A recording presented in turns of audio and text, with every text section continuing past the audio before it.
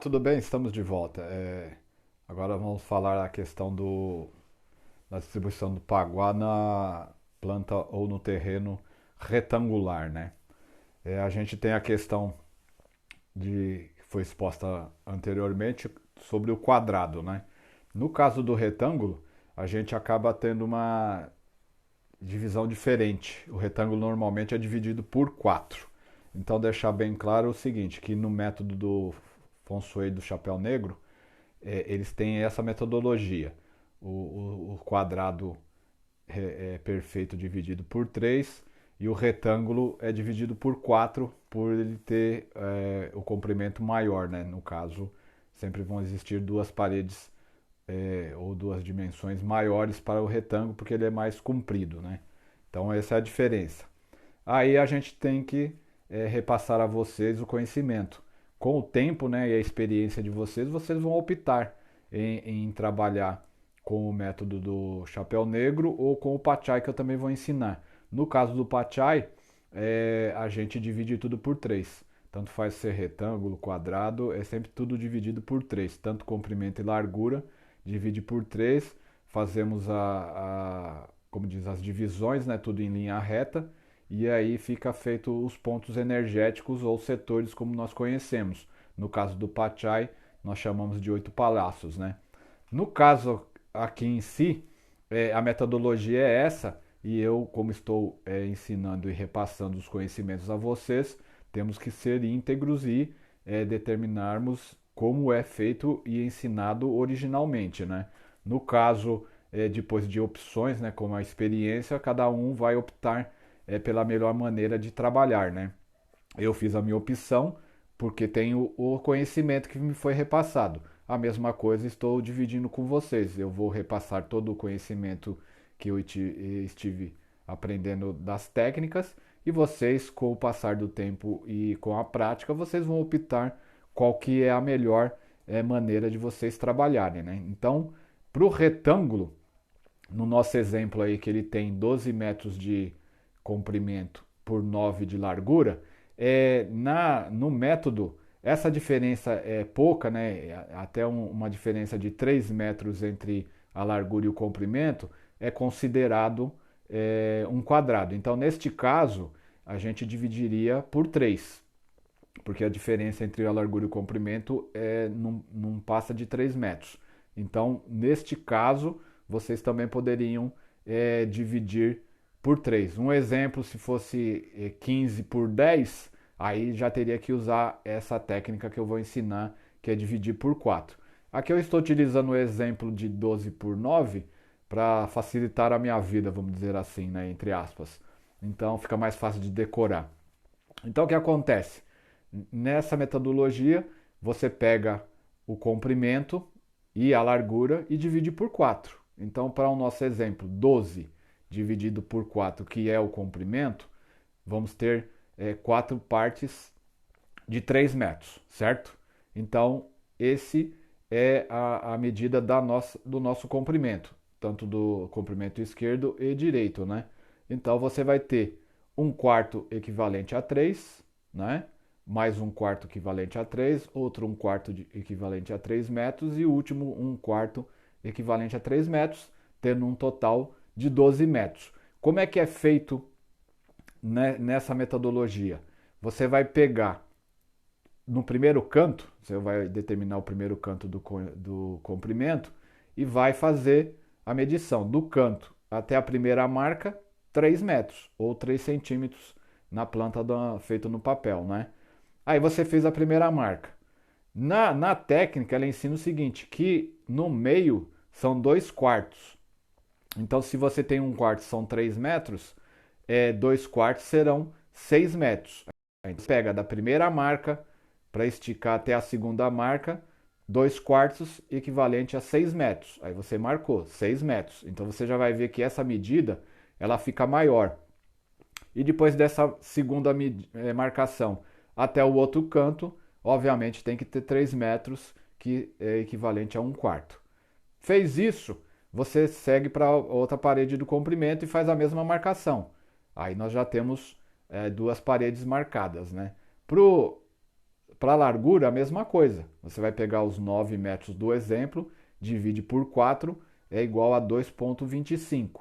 Então, no primeiro canto, você vai e marca 2,25, faz a primeira marcação.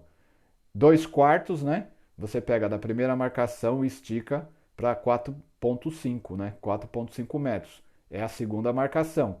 E da segunda marcação até o outro canto, obviamente vai ter que ter 2,25. Fechou a largura, faz isso nas duas paredes, aí é só numerar cada ponto, de 1 a 8, né? Você vai ter 8 pontinhos, e aí você junta. No comprimento, você liga o número ímpar com o número ímpar, e o número par com o número par. A mesma coisa na largura, o número ímpar com o número ímpar, e o número par com o número par. Então nós temos essa marcação, certo? Que é o que a gente vai dividir nas energias do Paquá. Então, seguindo esse raciocínio, né, que eu já expliquei, aí a gente vai ter aquele desenho, né? Ele vai ficar desse jeito, né?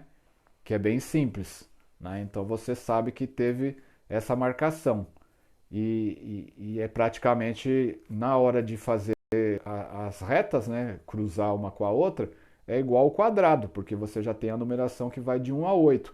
Aí nós teremos os 8 setores e mais o centro, que no caso a planta fica dividida em 9 partes, né? O centro e mais os 8 setores das extremidades. Aí vocês notam que o desenho, a gente é nitidamente que a gente nota o tamanho das 4 partes do centro, né? Você vê que as extremidades, elas são um pouco mais finas do que o centro. O triângulo do centro você vê que a base dele é bem maior, né? Então são 4 triângulos de centro maior e as extremidades eles são um pouco menores. Mas energeticamente isso não influencia em nada, é uma questão só de fazer o mapa, né? Para você ter uma maneira de disposição, porque a hora que você põe sobre uma planta já dividida por cômodos, né?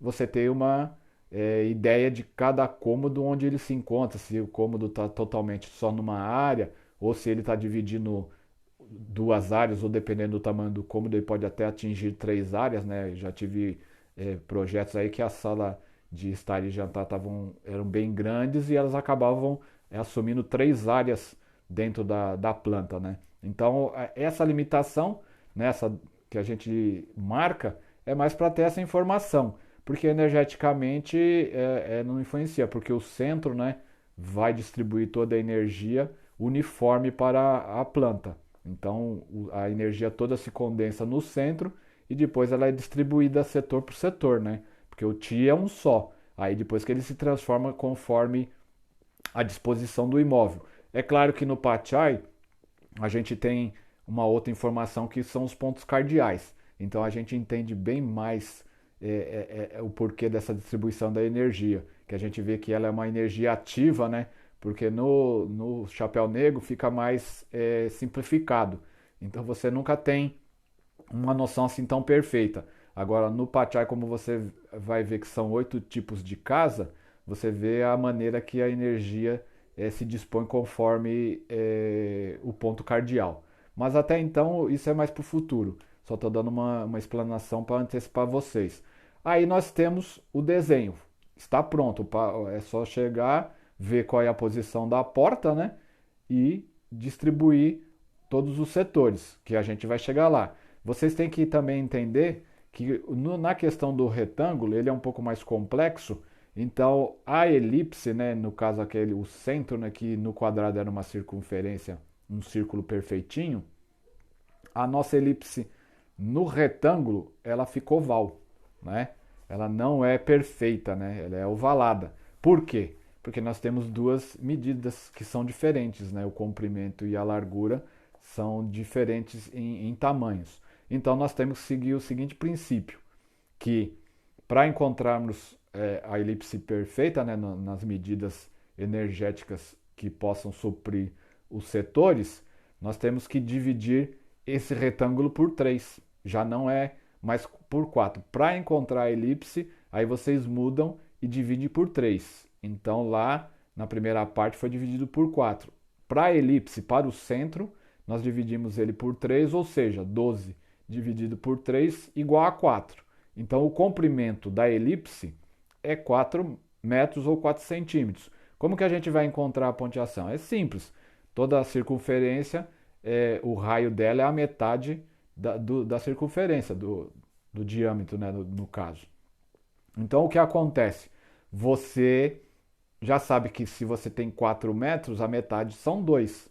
Então, é só você ir lá no centro onde todas as retas se cruzaram, vai ficar tanto xizinho um em cima do outro, que vai ter uma marquinha. Esse é o teu centro energético, esse é o ponto central da planta. Aí é só você pegar e pôr 2 metros para a esquerda, ou 2 centímetros, e 2 para a direita. Você já achou a primeira elipse, que é o comprimento, né? A primeira medição dela. A mesma coisa para a largura. Como nós, neste caso para a elipse, nós dividimos por 3, você vai pegar os 9 metros, ou os 9 centímetros, né, do desenho da planta, e divide por 3, que vai ser igual a 3. Aí a mesma coisa, vai lá naquela marquinha central, 1,5 m para a direita, 1,5 m para a esquerda.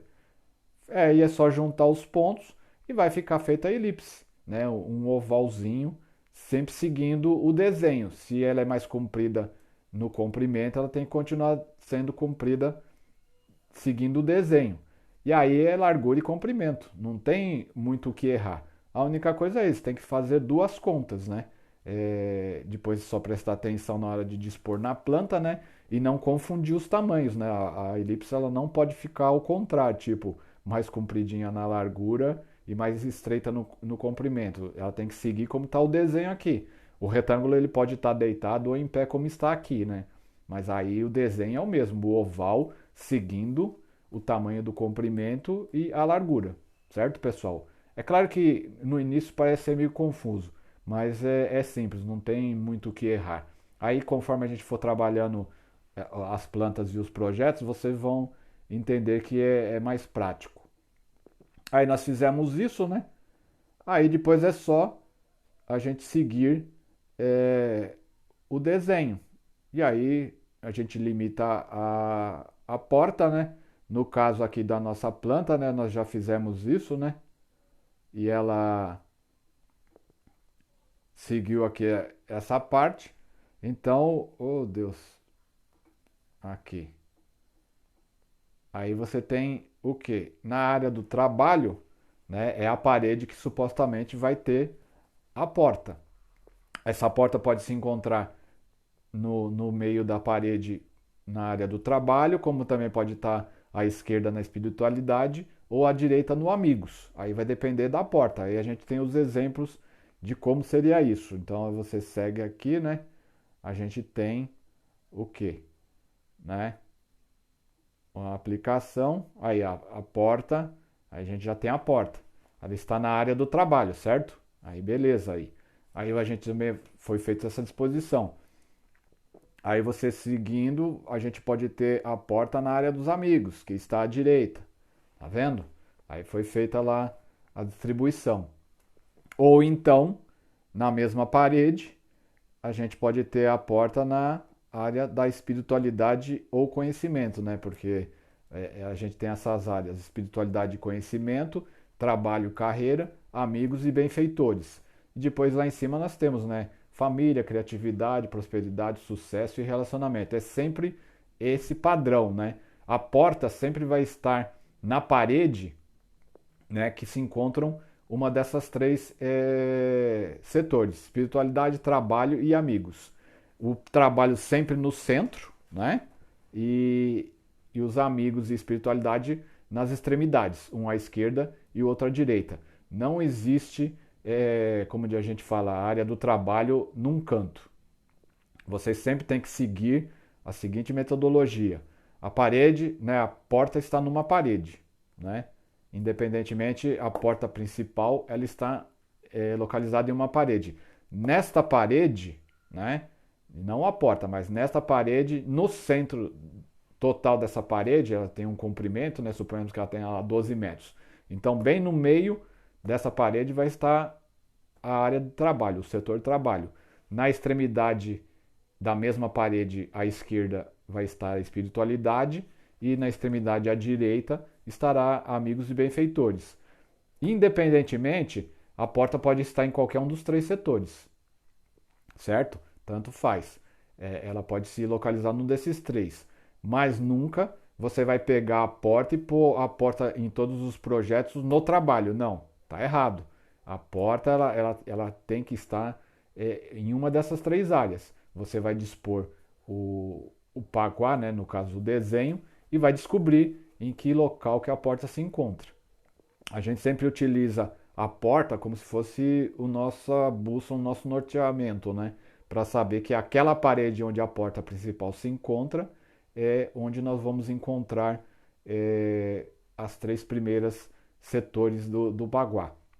Ah, mas e se eu tenho uma parede e depois a parede acaba porque a casa não é um quadrado perfeito ou um retângulo, tem faltando um pedaço que é o que a gente chama de iguá. Aí a gente vai trabalhar isso mais à frente. No momento aqui a gente está tendo essa explicação e vocês têm que se atentar muito, porque muitas pessoas erram porque não se atentam à posição da porta.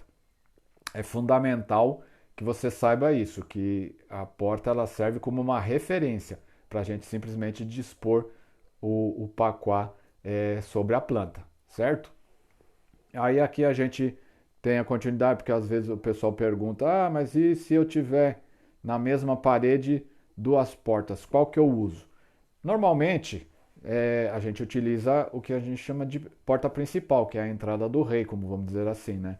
Para o Feng Shui do Chapéu Negro, a porta principal sempre será a da sala. Salvaguarda se a casa não tiver, no máximo, só tiver uma porta, aí é aquela porta, não importa por onde ela está entrando, se ela entra pela cozinha ou pela área de serviço, aí será a porta. Mas para as casas que tem, tipo a porta da cozinha e a porta da sala, ou a porta de área de serviço, né, dependendo do apartamento, né? Que apartamento, normalmente a área de serviço acaba entrando ou pela lavanderia ou pela cozinha, né? Em alguns apartamentos. Hoje em dia, os apartamentos nem tem mais área de serviço, é tudo uma porta só, né? Entra direto pela sala ou por algum hall, dependendo do apartamento, ele tem um hall de entrada. Mas para efeitos, nessa metodologia, a porta principal é a da sala. No método do Pachai, aí a gente procura a energia da porta principal, é a que é mais usada. Aí é analisado diferente. Mas para esse método, vocês se atentam que sempre será a porta da sala a porta principal. Aí neste caso, suponhamos que você tenha na sua casa ou no seu apartamento, na mesma parede, duas portas, não tem o que errar, é a da sala. E resolveu. Aí o que pode acontecer é assim, você vai ter uma porta em um determinado setor, que é aqueles três que eu falei, espiritualidade, trabalho ou amigos, e a outra porta também na mesma situação. Então, suponhamos que elas estejam nas extremidades da parede, né? Uma porta fica na área da espiritualidade e a outra porta vai ficar na área de amigos. Ou, dependendo, se ela estiver no centro da parede, vai ficar uma em cada setor, ou trabalho, né? E etc. Então é simples, não tem muito o que errar na questão da escolha. A porta principal no chapéu negro sempre será a da porta, né? Não tem o que errar. É simples e fácil, né? E aí praticamente nós temos essa situação. Aí fecha, né? Com o nosso baguá, feito para vocês terem ideia, e fica simples esse momento da nossa aula. Eu agradeço e até a próxima vez, pessoal. Um abraço, até mais, tchau, tchau.